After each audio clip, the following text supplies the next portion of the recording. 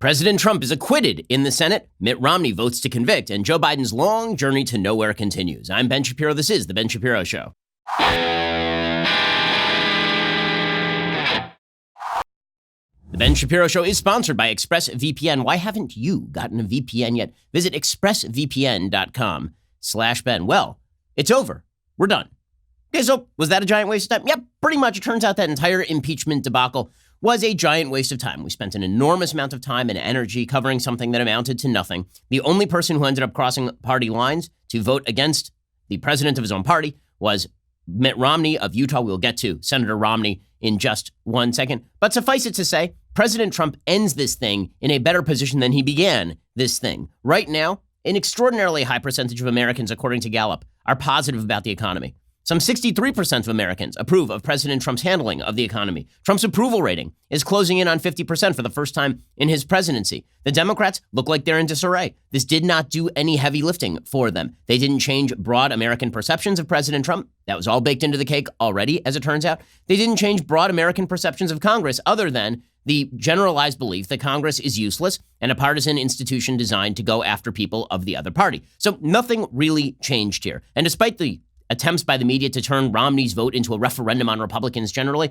that didn't change anything either, because again, people kind of knew who Mitt Romney was. People knew kind of what Mitt Romney was going to do here. They sort of see how Mitt Romney perceives himself. So the media's attempts to turn that into a big story are, of course, a giant fail. According to the New York Times, after 5 months of hearings, investigations, and revelations about President Trump's dealings with Ukraine, a divided United States Senate acquitted him on Wednesday of charges that he abused his power and obstructed Congress to aid his own reelection, bringing an acrimonious impeachment trial to its expected end. In a pair of votes whose outcome was never in doubt, the Senate fell well short of the two-thirds margin that would have been needed to remove the 45th president. The verdicts came down after 3 weeks of debate, almost entirely along party lines, with every Democrat voting guilty on both charges and Republicans uniformly voting not guilty on the obstruction of Congress charge. Only one Republican, Senator Romney of Utah, broke with his party to judge Mr. Trump guilty of abuse of power. This was the third impeachment trial of a president and the third acquittal in American history. It ended the way it began, with Republicans and Democrats at odds. And of course, that was never going to change. Nothing really did change here. All that happened is that President Trump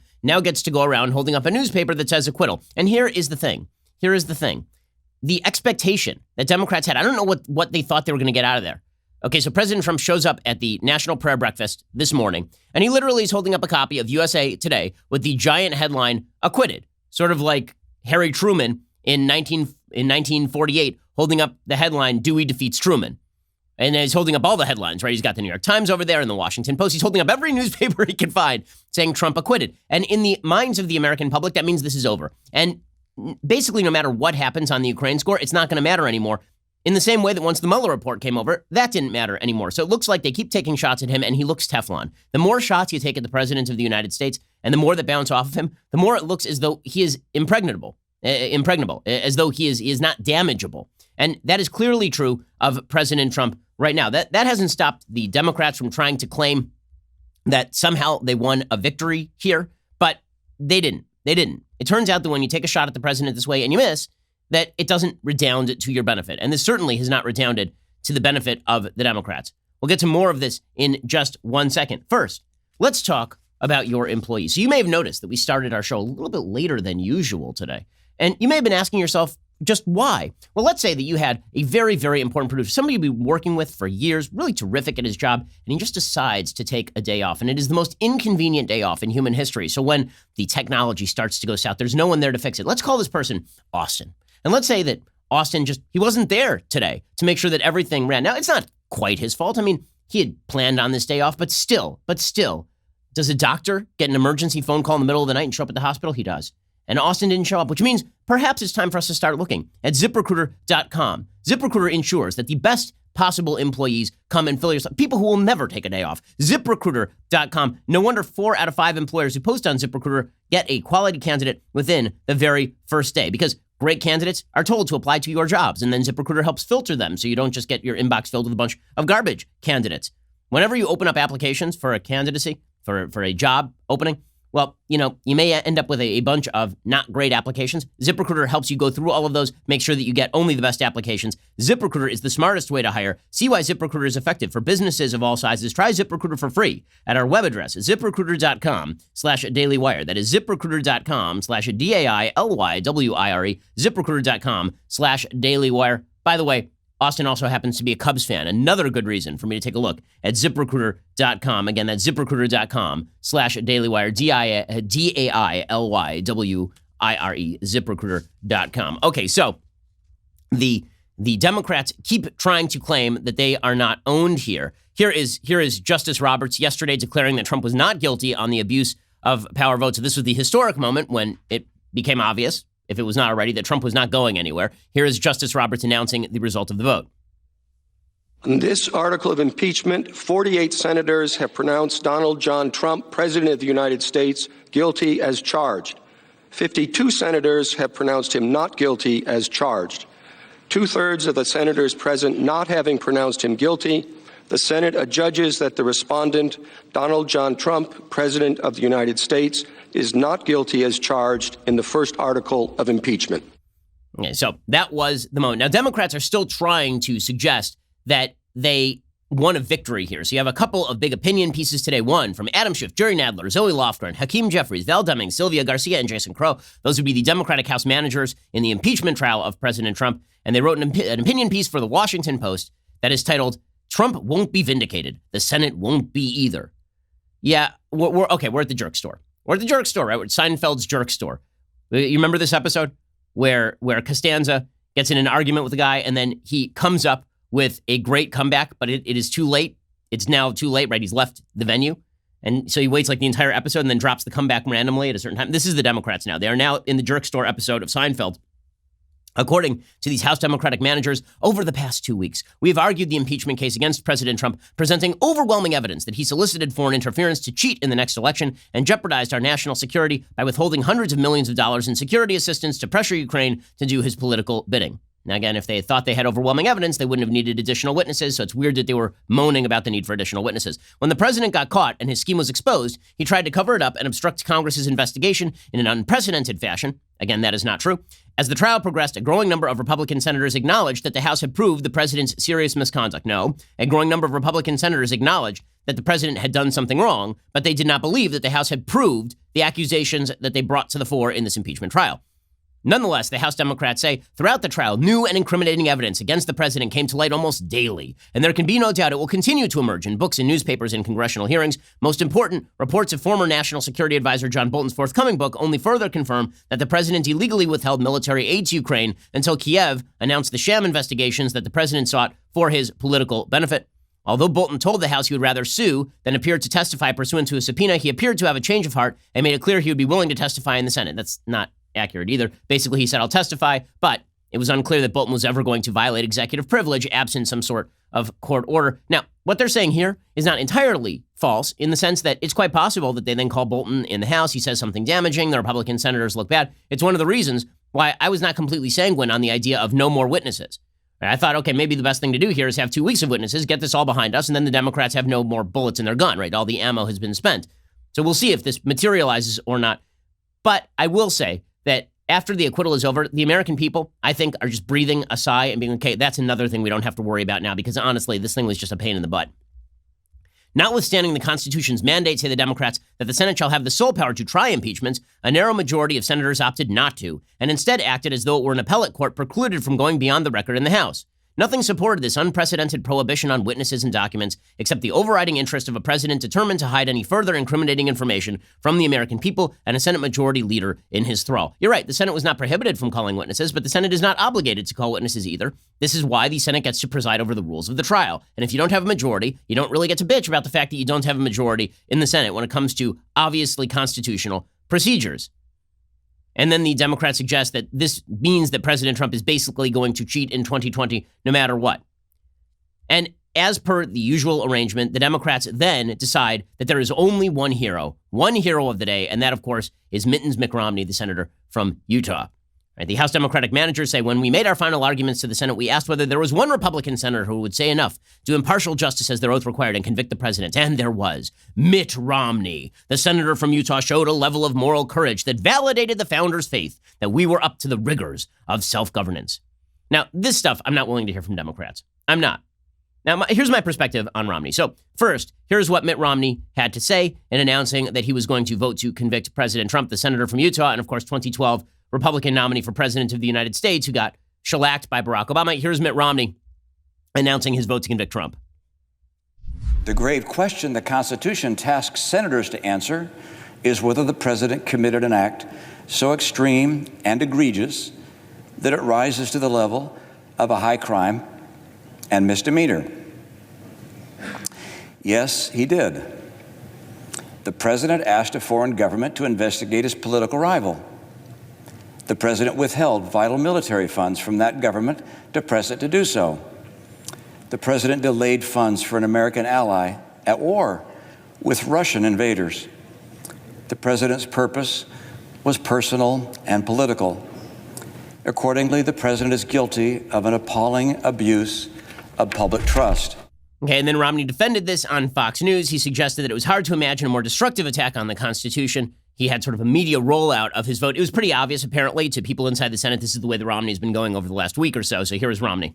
I believe that the act he took, an effort to corrupt an election, is as destructive an attack on the oath of office and on our Constitution as I can imagine. It is a high crime and misdemeanor within the meaning of the Constitution, and that is not a decision I take lightly. It is the last decision I want to take. The personal consequences, the political consequences that fall on me as a result of that are going to be extraordinary. But I swore an oath before God, and I'm a religious person, that I would apply impartial justice. And applying impartial justice said what the president did was grievously wrong. Okay, so I think that Mitt Romney is getting this wrong, right? I've said this all along. I think that Mitt Romney is not calibrating his verdict correctly. I understand why he is doing what he is doing. I do. I mean, I'm not going to sit here and pretend that President Trump made a perfect phone call. I'm not going to sit here and pretend that President Trump did nothing wrong with regard to Ukraine. I think that Senator Lamar Alexander's thread on why he was voting for acquittal and why he was voting for no new witnesses was basically correct. Right? Lamar Alexander said that the president did something wrong, but it doesn't amount to an impeachable offense, mainly because the president didn't show that he had the motive to simply skew the election in 2020. That's what this is all about, as opposed to thin-skinned nonsense about 2016, which is really a much more plausible theory of what exactly Trump was into with regard to Ukraine. I can see how Romney would come to this conclusion. I think the conclusion is wrong. I think that all the other Republicans agree that this conclusion is wrong. So a couple of things. I think everybody is wrong about Romney. First of all, I don't buy into the theory that Mitt Romney is some sort of ridiculous charlatan who is simply in it for the laws. He's simply in it because he wants the strange new respect of the media. That's not the impression that I get of Romney as a human being. I don't think that Mitt Romney is somebody who is simply doing this for the thrill of the thing. I think that he felt that he had taken an oath of office and that as he analyzed the evidence, this is the side he came down on. And that's his prerogative. He's an independently elected senator from Utah. I think he's wrong.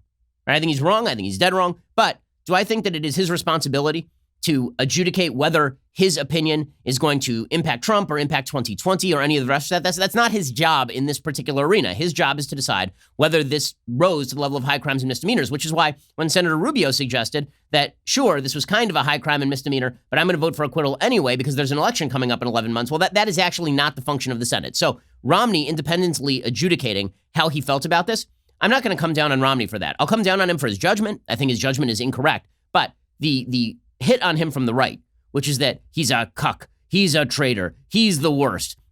I don't buy it, right? Donald Trump Jr. did a little bit of this yesterday. He tweeted out that he wanted Romney expelled from the caucus. He said, Mitt Romney is forever bitter. He will never be president. He was too weak to beat the Democrats then, so he's joining them now. He's now officially a member of the resistance and should be expelled from the GOP. Okay, first of all, the GOP doesn't expel people. Second of all, this notion that Romney is sitting there and he's super bitter, that he's not Secretary of State or something, I have serious doubts about that. Again, assuming the worst of intentions from Romney in a situation where I really don't think the evidence justifies that is a bad look for Republicans, and it's silly. On the other hand, I'm not willing to hear from House Democrats that Mitt Romney is a man of courage. That I'm not willing to hear in the slightest. I'm not willing to hear that at all. Why? Well, the reason that Mitt Romney is not president and Donald Trump is because the media savaged him as Donald Trump in 2012. Like the media and the Democrats, the same people who today are praising him to the skies. Oh, brave. Oh, Mitt Romney. He's the greatest. He's the best. 5 seconds ago, I'm old enough to remember it. 5 seconds ago, you guys were declaring that he was a racist who put dogs on the top of his car, was going to put black people back in chains, wanted to shove women into binders, and that he was a horrible one percenter who disdained the poor, who fired people so they would lose their health care plan and their wives would die of cancer. That Mitt Romney was a brutal homophobe who had forcibly cut the hair of gay kids back in the 1950s. Now, you painted Mitt Romney, the most milquetoast human being who has ever walked the planet, perhaps the most bland human being who has ever walked the planet. But at least in his life, a very upright citizen, you painted him as the worst person ever to walk the earth. And then Republicans were like, okay, you're going to paint anybody that way? Like, yeah, how about Trump? Take this. Okay, so I'm not going to hear from Democrats what a wonderful, virtuous, upstanding citizen Mitt Romney is now that he has done something you like. He didn't change. You are just a bunch of opportunistic a-holes. I mean, that's what's happening here. It's like this I'm not willing to hear. So on the right, I'm not willing to hear that Mitt Romney, who I think we all basically agreed in 2012 was a good guy, and that even if you disagreed with his politics, even if you thought that he was vacillating on key issues like abortion over the course of his career, even if you thought that I wrote a column in 2008, why Mitt Romney should not be the nominee. And then I wrote one again in 2012, why he should not be the nominee. I actually didn't favor Romney as the nominee in 2012 when he won the nomination, but it was pretty obvious that Mitt Romney is not a bad man or that he isn't motivated by the desire for MSNBC love. Okay, so I'm not going to hear that from the right. And on the left, I'm not going to hear you guys champion him as a hero because honestly, go screw yourselves. You're ridiculous. And when I hear MSNBC cheering Mitt Romney, you can shove it. All you people in 2012, you were declaring him the worst person on earth so your beloved Barack Obama would retain the presidency despite the fact that he was a garbage president. And now Mitt Romney. Oh, Mitt Romney. Anybody who falls for the strange new respect line from the Democrats is a fool or a moron. Or just deeply disingenuous. Because guess what? The strange new respect lasts for approximately as long as they don't realize that Mitt Romney is going to vote with Trump on 95% of issues, which, by the way, is a fact. Okay, the strange new respect for Jeff Flake was based on the fact that he was mean to Trump, that he said nasty things about Trump. Jeff Flake voted with Trump most of the time.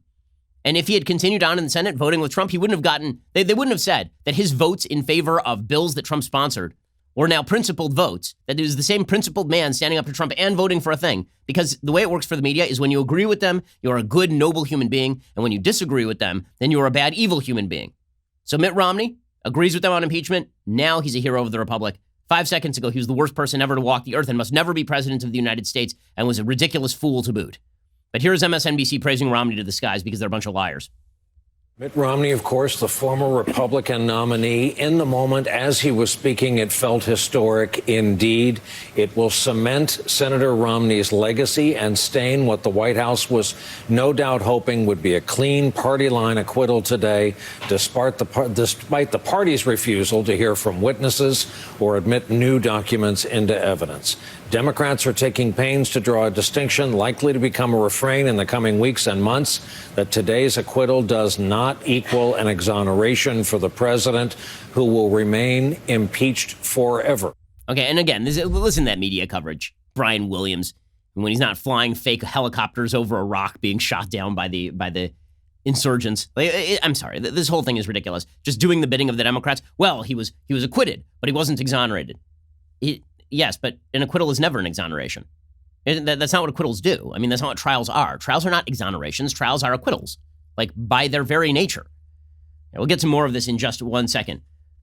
And by the way, it just demonstrates that Trump is winning, the fact that everybody is acting as they are acting right now. We'll get to that in just one moment. First, 2 out of 3 dudes are going to experience some form of male pattern baldness by the time they are 35. It runs in my family, and there's a reason that I have been using Keeps, because I look at my father. I love my father. I don't want my hair to look like my father's hair when I am his age, or even when he was in his 40s. Here's the good news. With today's advancements in science, Keeps offers proven treatments that can combat the symptoms of hair loss and help you keep the hair you have at half the cost of your local pharmacy. Keeps treatments start at just $10 a month. Plus, for a limited time, you can get your first month for free. Prevention is key. Keeps treatments really do work. They're up to 90% effective at reducing and stopping further hair loss. The sooner you start using Keeps, the more hair you'll save. So act fast. Many men even experience hair regrowth with Keeps treatment. Keeps has revolutionized the way men are treated for hair loss because thanks to Keeps, you no longer have to wait at the doctor's office for your hair loss prescription. Instead, you can visit a doctor online, get your hair loss medication delivered to your home directly. If you're ready to take action, protection and prevent hair loss, go to keeps.com/Ben to receive your first month of treatment for free. It really is super simple. It's easy. It's a lot cheaper. I know because I've been using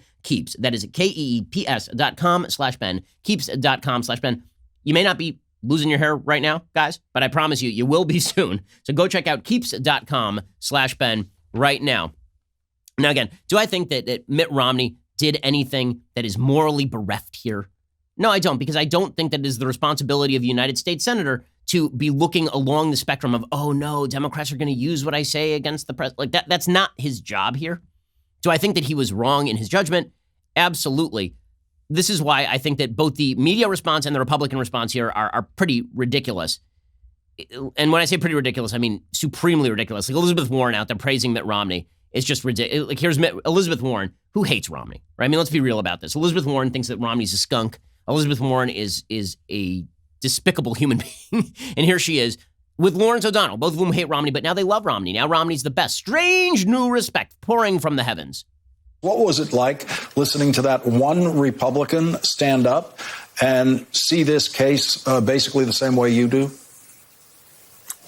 I thought I was listening to a decent and honorable man who stood up and did the right thing. He was a decent and honorable man, except when he voted for, like Justice Kavanaugh. Right? Then he was a bad man, but now he's a decent and honorable man. Meanwhile, the White House is pursuing a stupid strategy with regard to Romney. Here's what they should do. They should just say, listen, Mitt Romney is entitled to his own judgment. Mitt Romney is entitled to his own take on this issue. The president has been acquitted. 52 other senators disagreed with him in his own party. His logic obviously didn't agree with theirs, but he's a United States senator. Have a nice day. That should be it, because the bottom line is you still have that picture of Trump holding up the big acquitted sign. And the acquitted sign is the only thing that matters. The media want to play up the conflict between Romney and Trump and set this thing up as true hero of the Republic, Mitt Romney, versus Donald Trump. Instead, Trump should just diffuse that and be like, okay, fine, Romney has his view, I have my view, obviously I win. Right? You can afford to be magnanimous in victory. Instead, because magnanimity is not in the cards for the White House, they release, Trump tweeted out a video montage bashing Romney, which of course, like, what is the point of this? Seriously, what is the point of this? Here he is doing this. Slick, slippery, stealthy. Mitt Romney had us fooled. Being in Donald Trump's magnificent hotel and having his endorsement is a delight. Posing as a Republican, he tried to infiltrate Trump's administration as Secretary of State. President-elect Trump is the very man who can lead us to that better future. Now his cover's blown, exposed by news reports as a Democrat's secret asset. Can't believe you're going to lose. Yeah. Barack Obama will be reelected president of the United States. Come on. Mitt Romney's a Democrat secret asset? He's a secret asset? He's the senator from Utah, which is maybe the reddest state in America. Like, truly? Just ridiculous. So this is ridiculous on all sides. And again, I'm not going to take it from the media who suggests that Romney is now great hero of the Republic when they hated him 5 seconds ago. I'm not going to take it from Republicans who voted for Romney 5 seconds ago. Romney McDaniel, who was forced to change her last name, basically, by the Trump White House in order to be the head of the RNC. She tweeted out, "This is not the first time I've disagreed with Mitt, and I imagine it will not be the last. The bottom line is President Trump did nothing wrong, and the Republican Party is more united than ever behind him. I, along with the GOP, stand with President Trump." Okay, again, like, whatever. Okay, so here is where we now sit. Here's where we now sit. And here's where the president's head should be, as opposed to in Romney land, which is where the media would like it to be. The president wins. He wins. And this is why the appropriate attitude, and I don't think you should be saying it out loud, because again, I think that the Trump that you like best is the Trump you see during State of the Union, considered Trump, contained Trump. He's like nuclear power. You want to have some pretty heavy cement shielding around the nuclear power that is generating all of the energy. But Twitter is the nuclear leak.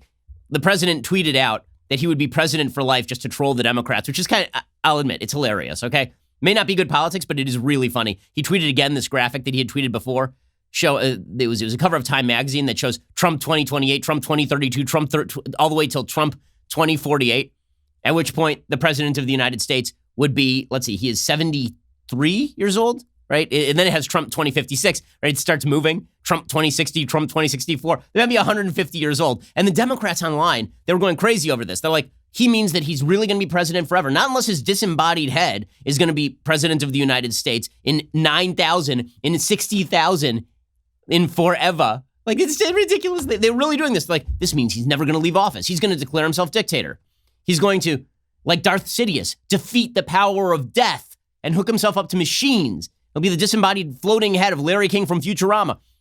Or alternatively, he's trolling you guys and you're idiots, which I think is much more likely. Alrighty, we're going to get to more with regard to the Democrats' attempt to buy back a victory from impeachment. Plus, we have to get to the 2020 Democrats. The reason they're focused in on impeachment still, even after this thing is over, is they are looking at their field and they are in a state of sheer, absolute, unbridled panic. And they definitely should be. We'll get to that in just 1 second. First, let us talk about the fact that you've got some big events coming up this year, right? And that means that you want your teeth to look good for all the pictures. But unfortunately, you flushed your retainers down the toilet when you were 15, and now your teeth have slid out of place imperceptibly, but then gradually over time, it started to look kind of bad. And now you need to straighten those teeth out. Well, what should you do? Should you go get braces again? No, you're not a teenager. And how much fun is it to get the food gunk stuck in there? Got to use the water pick. Good times. Instead, why don't you just go get some clear aligners from Candid? Unlike braces, Candid clear aligners are comfortable, removable, totally invisible. You can transform your smile without anyone noticing a thing. Plus, you never have to set foot in a doctor's office or a waiting room. Your treatment is prescribed remotely by a licensed orthodontist,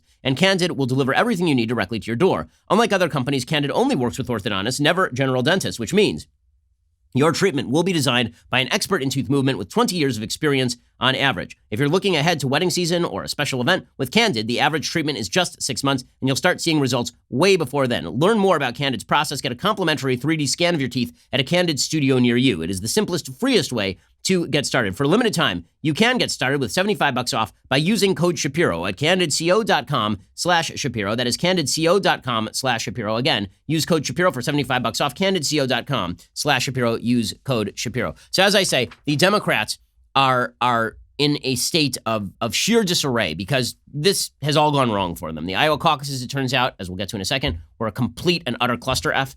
The race now looks like it is moving solidly in the direction of Bernie Sanders because whereas before it looked like the field on the progressive side was split between Elizabeth Warren and Bernie Sanders, it turns out that Sanders is increasingly consolidating the progressive socialist wing of the Democratic Party, and there are serious splits in the non-socialist wing of the Democratic Party between Biden and Bloomberg and Amy Klobuchar and Pete Buttigieg. There are too many candidates in that lane right now, which is precisely the opposite of where that candidacy was 5 seconds ago.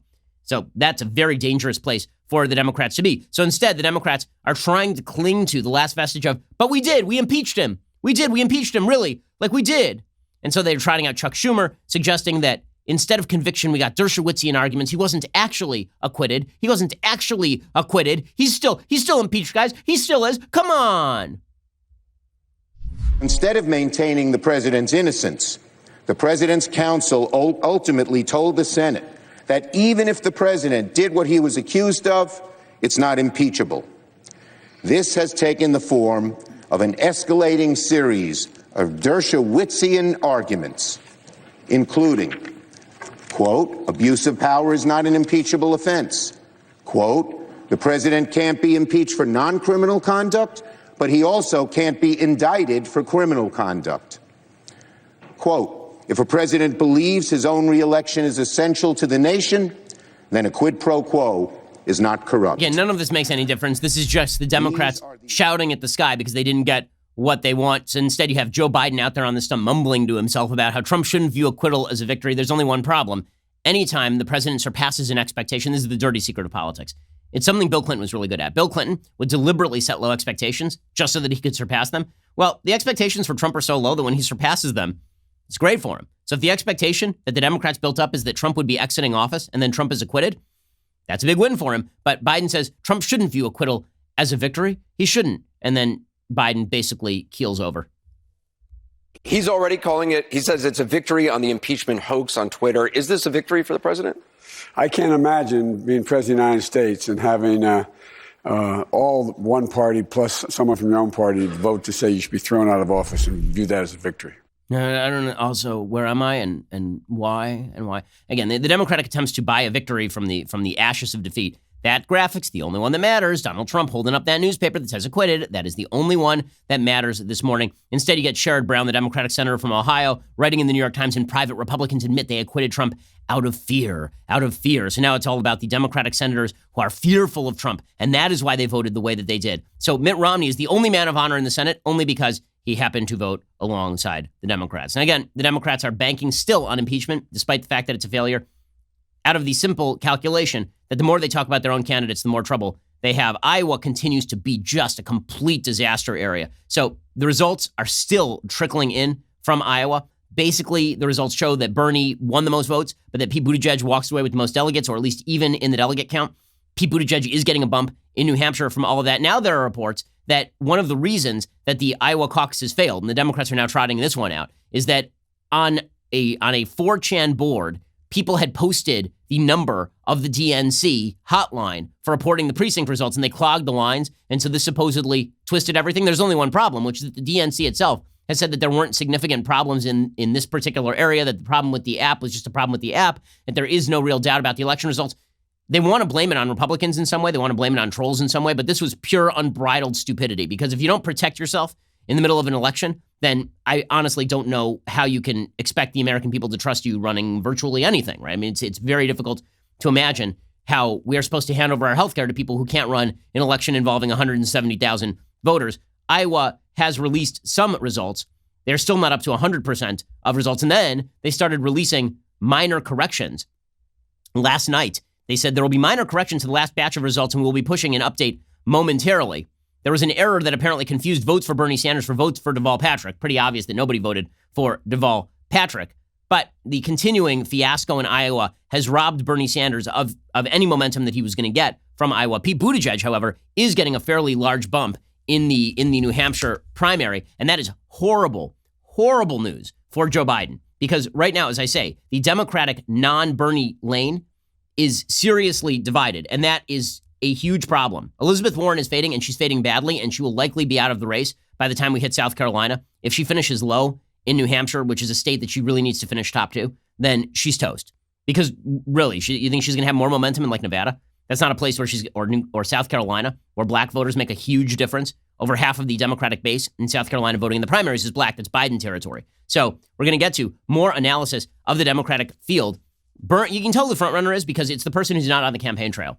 So Bernie's now playing it safe, right? Bernie is not making a lot of public appearances. He's not doing a lot of interviews. He's just tweeting stupid platitudes from his Twitter account to the cheers of the moronic throngs that populate that dumb website. We'll get to that in just one second. First, time for a great Valentine's Day gift. Okay, what is the best Valentine's Day gift? You know what a great Valentine's Day gift looks like. It looks like fantastic, fantastic flowers. But not all rose bouquets are created equal. So if you're looking for roses that are guaranteed to impress, head to my friends at 1-800-Flowers.com. 1-800-Flowers has some of the freshest, top-quality roses for prices you will not believe. Take care of all your rose needs today with the official florist of Valentine's, 1-800-Flowers. There's nothing worse than going and buying a bouquet of flowers and handing it to your wife, and within 3 hours, the thing is wilted. That is not what happens when you get a 1-800-Flowers bouquet. I know, because every time I go on the road, I order flowers for my wife. I'm just that kind of husband. But you can be just that kind of human being by getting a great bouquet from 1-800-Flowers. Right now, when you order early, you get 18 red roses for $29.99 or upgrade to 24 red roses for $10 more, which is a fantastic, fantastic deal. They send these things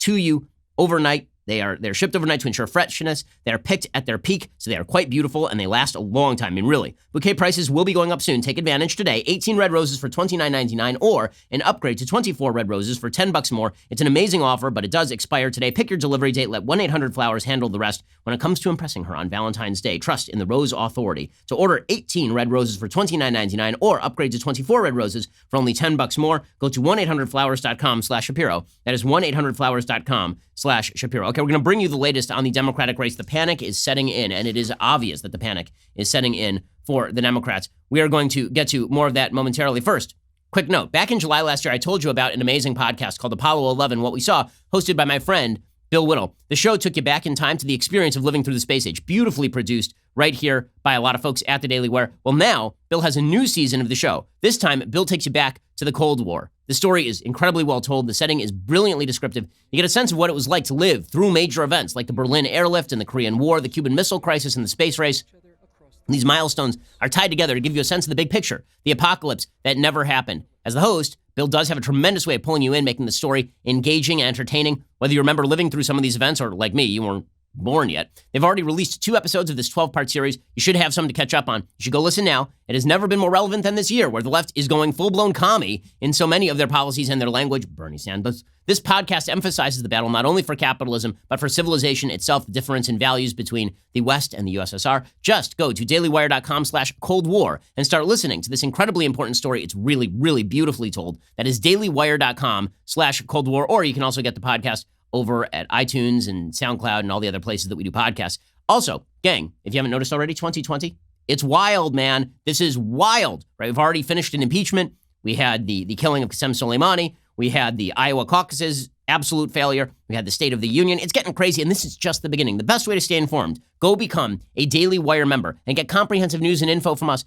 on demand. So we're giving you 20% off all new memberships. Yep, 20% off all new memberships when using promo code DW2020. Members get our articles ad-free, access to all of our live broadcasts and show library, the full 3 hours of The Ben Shapiro Show, select bonus content, access to the mailbag, and now my election insight op-eds. Plus, our new all-access tier gets you into live online Q&A discussions with me, Andrew Klavan, Matt Walsh, Michael Knowles, plus our site's writers and special guests. Let us answer those questions for you, help you stay one step ahead of the left. If you haven't done so already, please go download our Daily Wire app. You can get push notifications for breaking news and special coverage. It's a really awesome feature. By the way, the Sunday special will be arriving back in your inbox soon. Again, that's promo code DW2020 for 20% off. Join today. Stay informed on all things 2020 related. We are the largest, fastest growing conservative podcast and radio show in the nation.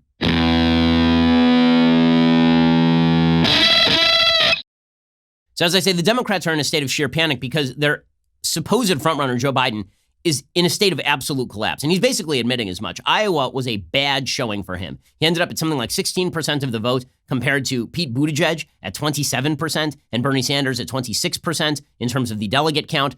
That's a bad showing. He finished 4th, right? He finished behind Elizabeth Warren, too. That is not where you want to be.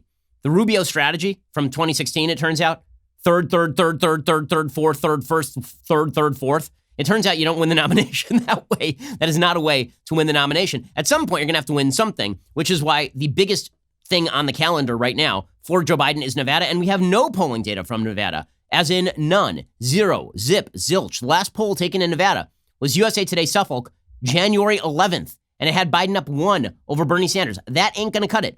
If Biden loses the first 3 and Sanders wins the first 3, then he's in real trouble. Now, he got a bit of a reprieve because the Iowa caucuses ended up being a bleep show. But by the same token, if he finishes 4th in New Hampshire, and now he's finished 4th in the first 2 states, if he does not win Nevada outright, he's toast because all the momentum is gone. He doesn't have a large bankroll. He doesn't have momentum. He's not somebody who's inspiring.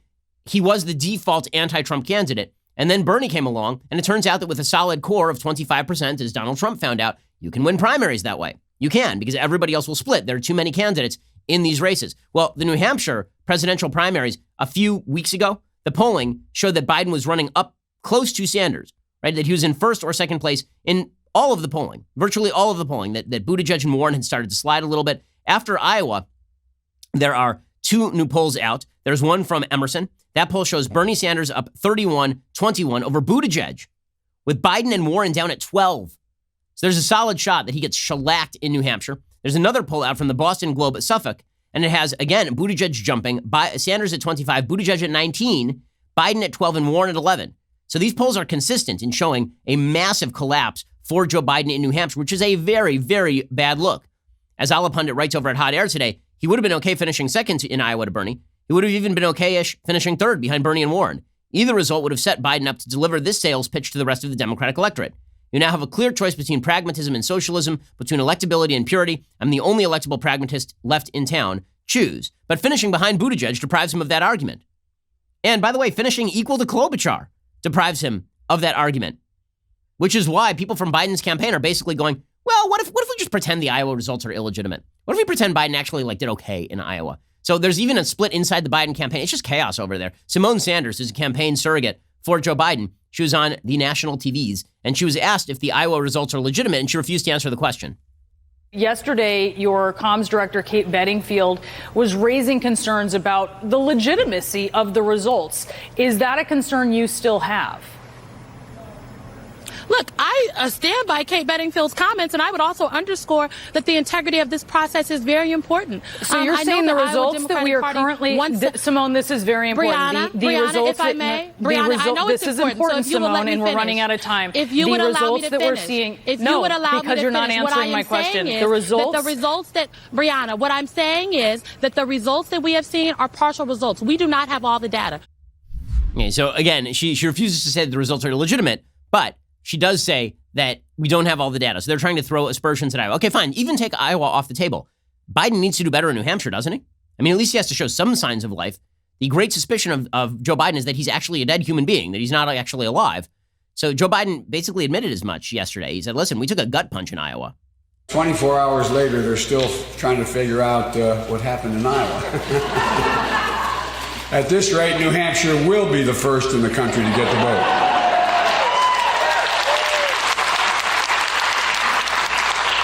I am not going to sugarcoat it. We took a gut punch in Iowa. The whole process took a gut punch. Okay, and then he tries to buy it back by saying that the process took a gut punch, but really, he knows that his campaign took a gut punch in Iowa. And this has led Biden to go on attack, which is a bad sign for Biden, right? He thought he was just going to float right over these primaries. This is the point where Joe Biden is Count Dooku in Revenge of the Sith, and he is looking over at Barack Obama, and Barack Obama is giving the thumbs down so that Anakin can behead him, right? I mean, that's what's going on right now. He's looking over and he's like, why aren't you helping me? I'm your Sith apprentice. And Barack Obama's like, no, you just thought you were. Anakin, finish him. I mean, that's truly what's going on here. There's only one person who can save Joe Biden, and that guy is out golfing somewhere. Right? That guy has no interest in, he's Rorschach. He looks down on Joe Biden and he says, no. And so this has led Joe Biden to go on attack. He's now attacking both Pete Buttigieg and Bernie Sanders. He's saying that either would be a risk because Pete is the mayor of a town of 100,000 people. How is that guy going to be a winner in a national election?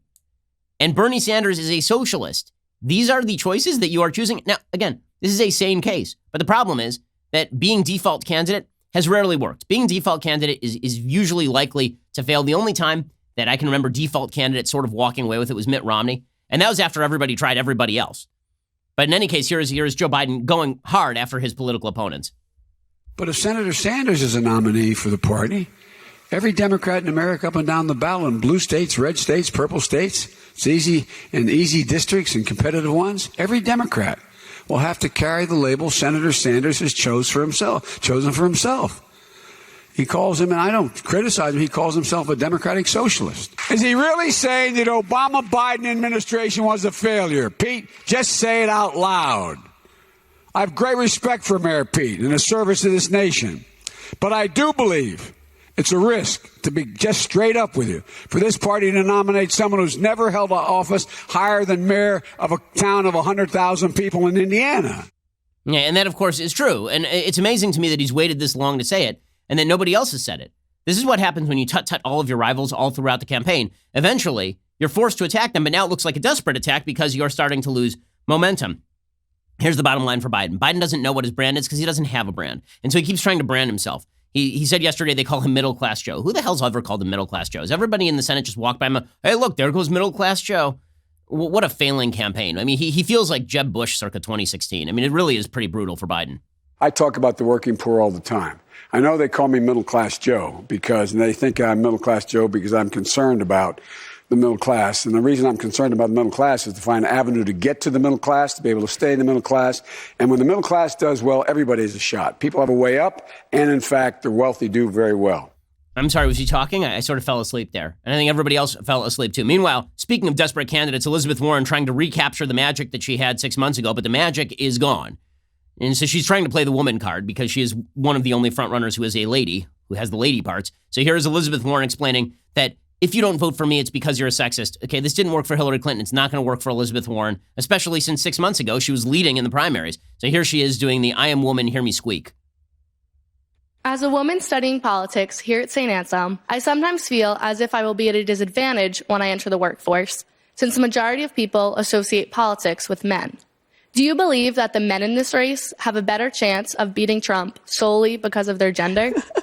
I believe they may think so, but they'd be wrong. She's so tiresome. Okay, so she's toast. She's going to fall apart. Biden is falling apart. And that means that Bernie has basically clear shot at the nomination. Right? Bernie has nobody standing in his way at this point. If he wins New Hampshire, and right now the polls show he is going to win New Hampshire walking away. If he wins New Hampshire and then he shows up if he wins Nevada, this thing's over. And you've got an octogenarian socialist loon bag who staffs completely with people who hate Israel and hate Jews. That guy is going to be your nominee. And it's amazing because nobody's going to ask him a tough question. And just take a look at Bernie Sanders' Twitter feed for a second. Okay, it's going to be a never-ending source of irritation to me that nobody in the media will ask this man a tough question about the fact that he was a communist for most of his career and is a communist today, but then hides it beneath absolute ridiculous platitudes. So take these kinds of tweets, right? This one from just a few minutes ago. The ideas we are talking about: a livable planet, healthcare as a right, a humane immigration system, disability justice, a living wage for all, are not radical ideas. These are issues of basic justice. They're not ideas at all. They're nostrums. They're phrases. They don't mean anything. And this is Bernie's routine. It's so irritating. Okay, one of the things that you learn as a lawyer is you ask people to define their terms. Right? Definitions are really important because words mean things. And when people obscure definitions, what they are doing is lying to you. And Bernie, despite all of the talk about how honest he is, about how forthright he is, Bernie is a liar. Because the fact is that Bernie will not explain to you what he means by anything. If you say, Bernie, what do you mean by socialism? He won't say, I mean public ownership of the means of production, of course. I mean collectivization of major industries. That's not what he will say to you. He will say, well, if by socialism you mean that everybody should have a living wage, then I am a socialist. Okay, that is, you're not even defining living wage, let alone how you achieve one. Okay, capitalism achieves living wages. If capitalism didn't achieve living wages, you wouldn't have seen the greatest rise in human prosperity in the history of humanity by exponential scores like the way you have since 1800. You wouldn't have seen half the globe raised out of abject poverty by free trade and capitalism since 1980. You wouldn't see any of that. But Bernie says things like, I'm for a living wage. That means I'm a socialist. No, it just means that you're not using words properly. He says things like, I want a livable planet. I guess this makes me a socialist. No, you're right, Bernie. Everybody else wants a dead planet. Everybody else wants to choke on smog and die. That's what we all want. Because it is only socialists who want a livable planet. The rest of us would prefer a planet that is literally on fire. Literally. Like where you just walk around and it's the end of Terminator 2, where everybody's just walking around on fire and you're getting blown, your flesh is getting blown off your skeleton. Like, come on. Healthcare as a right. Okay, that again. What do you mean by this? That means nothing. The South African Constitution guarantees healthcare as a right. You know who doesn't have healthcare in South Africa? Like everyone. It guarantees housing as a right. You know who doesn't have a house in South Africa? Half the population. Just saying something is right does not mean that it materializes. He says he wants a humane immigration system. No, you're right, Bernie. Everybody who opposes socialism is in favor of a brutal immigration system in which we treat people horribly. Like all of this, but this is Bernie's shtick, and no one asks him what the hell you mean. And there's a reason no one asks him what the hell he means. There's a reason. Because the minute that he gets down to brass tacks, everything turns ugly.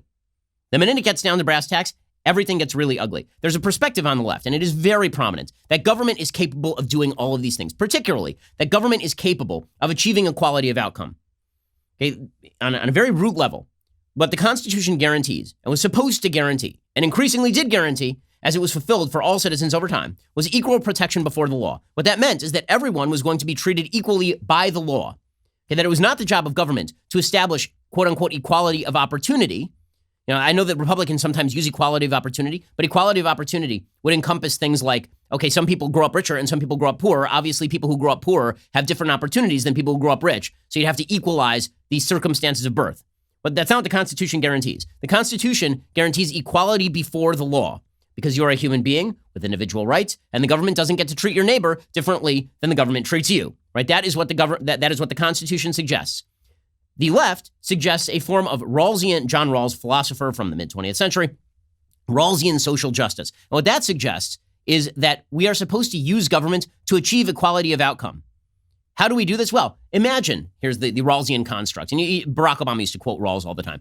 The Rawlsian construct is the idea that you don't know how you are going to be born. So imagine that you are going to be reincarnated in any society, but you don't know what kind of society it is or who you are going to be in that society. What kind of society would you hope was actually ruling? Right? You don't know whether they're going to be rich or poor or smart or stupid. So what would you hope is the society that would be on top? What would the government look like? So under those circumstances, I reject the premise because that's not the way reality works. Presumably everyone would basically be a Marxist, right? Because if you're poor, you wish that you would be rich. And maybe you'd be born rich, but maybe you wouldn't be. And if you're risk averse, you don't want to be the person who is born poor. Maybe you're born smart, maybe you're born stupid. The idea is on behalf of folks on the left that government is capable of achieving these outcomes. Government is not capable of achieving equality of outcome. It's just not. LBJ tried this in the mid-60s. He ended up with the greatest growth of government in the history of the United States, and he didn't end up lowering poverty in the United States. The percentage of people living below the poverty line right now is effectively the same as it was since the beginning of the 70s. So the notion that Bernie Sanders is going to come along with government and that he's going to fix all problems, basically his plan goes like this. Declare that socialism is insert thing you want, ? Utopia. That's Bernie Sanders' program. And here's the thing. Once he has to fill in those gaps, as it turns out, to achieve equality of outcome, what you usually have to do is kill a few people. I mean, this is what communism does. It says in order to achieve equality of outcome, we're going to have to seize the property of a few people. If they don't like it, then we're going to have to imprison them. We're going to have to restrict them from moving. We're going to have to crack down on individual rights. We're going to have to redistribute everything. Eventually, what we're really going to need to do is just collectivize the ownership, make it government-owned so we can redistribute the proceeds. We're going to need to do that at the very least. Okay, that ends up pretty ugly. And this is why when Elizabeth Warren tried to fill in the gaps on Bernie Sanders, on even basic things that he's proposing, like Medicare for all, she got destroyed. Because Bernie will say Medicare for all, and people will say, so what's your plan for this, and what does it look like? And Bernie will just say things like, well, it will cost you less. Well, no, it won't. But he doesn't ever actually roll out his plan, right? He'll just promise you the moon, and then when you say, okay, how are you going to get to the moon? And he just refuses to answer the question, then this is a sign of genius. Elizabeth Warren, the problem for her is she would promise you the moon, and then we'd say, okay, so how are we going to have to get to the moon? And say, well, what we're going to need to do is we're going to need to take you and load you as fuel into this rocket. It's going to be bad for you. It's going to be great for everybody else. And Americans are like, that sounds kind of bad. The minute you put any flesh on the bones of Bernie's ridiculous nostrums, his agenda completely collapses, which is why the media don't bother to actually load any flesh onto the skeleton. All of his campaigns are like this. If you watch his rallies, if you look at his Twitter, I mean, stuff like this, right? If you feel like our political system doesn't work for you, now is the time to join in our fight. Together, we are going to end the corruption of a system that helps billionaires but leaves working people behind. We are going to build a government that represents all of us. What the hell are you talking about? This is all empty rhetoric. It doesn't mean anything. What is your actual plan? What is your actual plan? And the answer is he doesn't have an actual plan. He just has a bunch of nonsensical garbage that he tosses out there for the pleasure of idiots who think that simply expressing a wish makes it more plausible that it will come true. And you never have to connect the wish with the reality at any point. At some point, this reality will have to set in for Bernie. I mean, at some point he will be asked these tough questions, but apparently he's going to be able to float right through the primaries without anybody asking those tough questions. Why? Because the Democratic Party decided to suck off the teat of Bernie Sanders' socialist energy, and now it's too late. Now it's too late. The bloodstream has been poisoned. Bernie Sanders, you can't adopt half of Bernie Sanders' plans and then rip on Bernie Sanders' general ideology, which is what Joe Biden basically has tried to do. You can't do that. It's bound to fail. And that's why Bernie is in very good position moving forward, and Democrats are in sheer panic, and they should be in sheer panic. Okay, time for a couple of things I like, and then we'll get to a thing that I hate. So, things that I like today. So, very sad, Kirk Douglas passed away yesterday. He's 103 years old. So, that always sort of mitigates the sadness to the extent that if you live to 103, that's a pretty long and good life. Kirk Douglas, of course, one of the biggest stars in Hollywood from basically the 50s through the late 60s. He had a solid 20-year run as one of the biggest stars in Hollywood and made a bunch of just fantastic movies, right? Spartacus is a great movie. I'm a huge fan of the gunfight at the OK Corral. Really underrated flick. And I think his best movie, what many people believe is his best performance, is the movie Ace in the Hole, which is a movie about a story that was really big at the time. I mean, there was even a novel by Robert Penn Warren that was written about this, the Pulitzer Prize winner. The movie Ace in the Hole is about a journalist, a really corrupt. It's such a cynical, hard-boiled movie.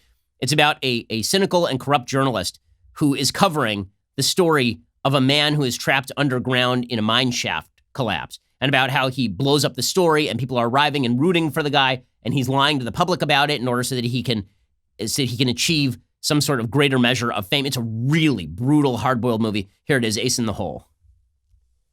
Wash that platinum out of your hair. Phony, below the belt journalism, that's what it is. Not below the belt, right in the gut, Mr. Boot.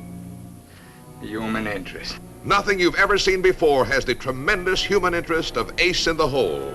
For here is a startling story of human emotions and human desires, played against the most exciting fight to save a man's life ever depicted on the screen.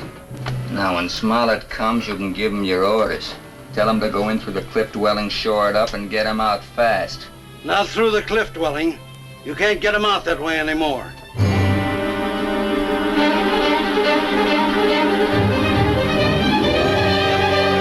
Okay, so the movie is really good. This is Billy Wilder. And Billy Wilder, of course, one of the great directors in Hollywood history. He actually produced, directed, and wrote this one. It's a really fantastic movie and an absolutely true take. If you haven't seen Richard Jewell yet, the new Clint Eastwood movie, this is basically a very early version of Richard Jewell about how journalists suck. And it is accurate. Kirk Douglas is an actor who played mean a lot, sort of like William Holden in his early days. And he was magnetic on screen. I mean, he's terrific in Spartacus. Underrated as an actor because he's a movie star more than he is an actor. But Nathan the Hole, he does some actual acting, was not afraid to play nasty on screen. Of course, his son, Michael Douglas, survives him. And so, prayers for the family of Kirk Douglas. I saw some people last night who were passing around old accusations that were sort of rumors that had never been corroborated about him and Natalie Wood, that he had allegedly raped Natalie Wood. That was trending on Twitter last night. It seems to me that if you're going to make an allegation that you ought to, of that sort, that you ought to back it up more than just to have that trend on Twitter on the day that the man dies at 103 years old. He was alive until yesterday. If you wanted to make that an issue, perhaps you should have made that an issue a lot earlier. It seems rather cynical to do it on the day that the man dies. Okay, time for, another quick thing that I like. So I do love when folks on the left take things incredibly literally. They have no sense of humor. They have folks on the hard left, I'm talking about. Like, you'll see people on the left will get very upset because we have this leftist tears tumbler, as though it is not, number one, semi-ironic, and number two, as though it does not make the distinction between leftists and liberals. People get very mad about this. Oh, no, why are you so brutal? The leftist tears, aren't you just playing on fears? No, if you don't get the joke, you don't get the joke, and I can't explain the joke to you. But leftists do this routinely. They sort of take things incredibly literal. So listen to AOC taking incredibly literally the phrase that you're supposed to pull yourself up by your own bootstraps. That is just, it's an idiom. It's an idiom. A lot of idioms don't make physical sense. Have your cake and eat it too. What the hell is that supposed to mean? But here's AOC explaining that because the idiom, lift yourself up by your own bootstraps, doesn't actually make physical sense. Therefore, as an idea that you should actually work hard on your own to overcome your obstacles, therefore, that doesn't hold true either, which, of course, this is galaxy brain stuff from AOC. Hutchinson, I also want to thank you about bringing up the poverty draft and this idea of a bootstrap. You know, this idea and this metaphor of a bootstrap started off as a joke because it's a physical impossibility to lift yourself up by a bootstrap, by your shoelaces. It's physically impossible. The whole thing is a joke. Thank you, AOC, for explaining that you cannot physically lift yourself up by your own bootstraps because they are connected to your feet, and that's not the way that force and physics work. Yes, we got all of that. Thank you, Galaxy Brain AOC, for explaining that basic idioms don't necessarily make sense. Wow. You've changed my opinion. Now I am a Marxist. Now I'm a Marxist because that phrase doesn't make sense on its own. You're exactly right. Now this means that we have to redistribute all income in American society. Excellent, excellent point, AOC. Unbelievable. Okay, time for a quick thing that I hate. So the New York Human Rights Commission has gone completely insane. Piece by Robbie Suave over at Reason.com. The New York Commission on Human Rights, an oversight agency that monitors compliance with the city's incredibly broad anti-discrimination law, has now ordered the fashion company Prada to stop selling certain toy dolls, described by many as racist caricatures akin to blackface, and send its employees to sensitivity training. And this is supposedly in a free country. The New York City Commission on Human Rights is now ordering people what they can and cannot sell on the basis of restriction of speech. In doing so, the overzealous agency is claiming vast new powers to police a private entity's behavior. Unfortunately, Prada is meekly submitting to the commission's demands, and other companies, including Dior and Gucci, are facing similar inquisitions, which, of course, is not any sort of shock because the bad publicity associated with the New York Commission on Human Rights going after you is not worth the profit to be made from selling trinkets. In September, the commission announced that an employer or landlord's use of the term illegal alien could be considered a form of illegal discrimination and result in a fine of up to $250,000. The sweeping declaration was made without any reference to oft-cited limitations. Hostile speech must generally be severe, pervasive, and objectively offensive to rise to the level of harassment, for example. There is no way that meets with First Amendment approval. But this is what the New York City Commission on Human Rights said. I mean, they've suggested that if somebody comes into your bar and they're a transsexual or a transgender person, and that if you call them by their biological pronoun, maybe you should be fined $250,000. Does that really accord with your vision of the First Amendment? If it does, let me suggest you're getting the First Amendment completely wrong. Even before the declaration, the commission had begun an investigation into Prada after receiving complaints that some of their merchandise was racially insensitive.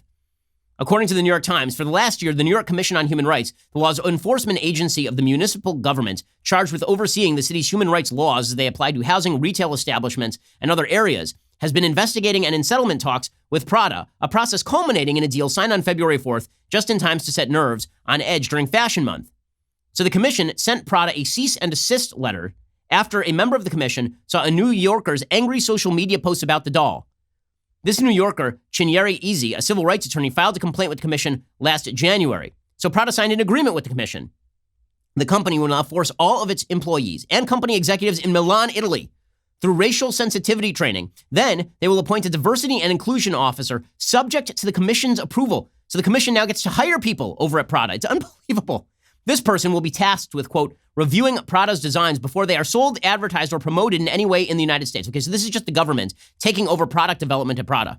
And Prada going along with it because in order for them to operate without legal liability in the city of New York, they're just going to let this person greenlight all projects appropriate for the city of New York. I mean, this is tyranny. It really is.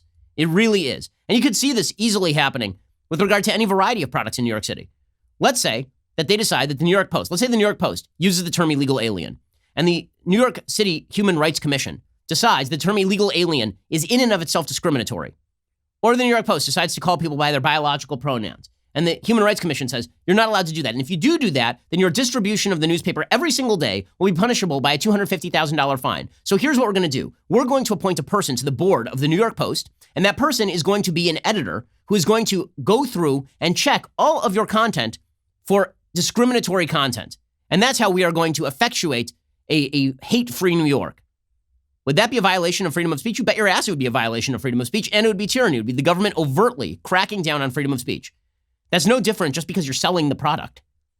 Okay, also, Prada is required to tell the commission the demographic makeup of its staff at every level and summarize Prada's past and future activities aimed at increasing the number of people from protected classes underrepresented in the fashion industry. So they're now going to decide on the staffing company-wide based on quotas. So New York City, with its non-elected Human Rights Commission, because I don't believe these are elected positions, I believe they're appointed by the mayor, these people are going to decide for Prada how to staff their entire company. Their entire company. If you are a moron, you now locate your business in New York City. You wonder why people are rushing out of New York City to Florida? This is why people are rushing out of New York City to Florida. Gucci has already announced they are going to do this sort of thing. As Robbie Suave points out, in short, government bureaucrats have decided that existing anti-discrimination law gives them the power to tell fashion companies what sort of merchandise they can sell. This is explicitly power they have claimed for themselves. Deputy Commissioner Sapna Raj made this clear to the New York Times, saying, quote, I don't know that we realized previously so many major fashion houses had the ignorance of the history of racism in this country. We hope companies realize they need to be very careful about how they market and advertise, that they need to have a larger social and cultural consciousness. Okay, if this doesn't scare the hell out of you, it's because you don't understand what free speech was supposed to be. It's so funny. There are people on the left who will say things like, cancel culture doesn't exist. You're literally cramming down the ability to cancel an entire company based on the size of the fines, so long as you do not approve of their staffing decisions and product and marketing decisions. That's not freedom. That's not freedom in any way, shape, or form. But this is the world. There are all these memes out there. This is the world the left wants. This is the world the left wants. If the left had its way, they would be appointing a couple more justices to the Supreme Court so that any legal challenge to this sort of thing would be knocked down. And then the Democrats on a national level would be pushing for hate speech legislation. We're 5 minutes away from this. It already exists in Britain. It already exists in Canada with dire effects. So when the left tells you they are for personal freedom, just remind them that personal freedom apparently doesn't extend to the ability to market or say the things that you want to market or say so long as you live in New York City. Unbelievable stuff. Alrighty, we'll be back here later today with 2 additional hours of content for you. Otherwise, we'll see you here tomorrow. I'm Ben Shapiro. This is The Ben Shapiro Show. The Ben Shapiro Show is produced by Colton Haas, directed by Mike Joyner, executive producer Jeremy Boring, senior producer Jonathan Hay, supervising producer Mathis Glover and Robert Sterling, assistant director Pavel Wydowski, technical producer Austin Stevens, playback and media operated by Nick Sheehan, associate producer Katie Swinnerton, edited by Adam Sayevitz. Audio is mixed by Mike Coromina. Hair and makeup is by Nika Geneva.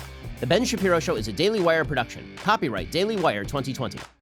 President Trump has officially been acquitted in the Senate's farce impeachment trial, but not before snake-in-the-grass Mitt Romney gets in one last little nip before being relegated to ignominy and obscurity. We will compare sanctimonious backstabbers with serious and successful conservatives. Then the Trump administration leaks a draft of possibly the single most important executive order we will see in our lifetimes to make America beautiful again. Finally, Andrew Yang reminds us why the left, no matter how wacky, should never be trusted. All that in the mailbag. Check it out on The Michael Knowles Show.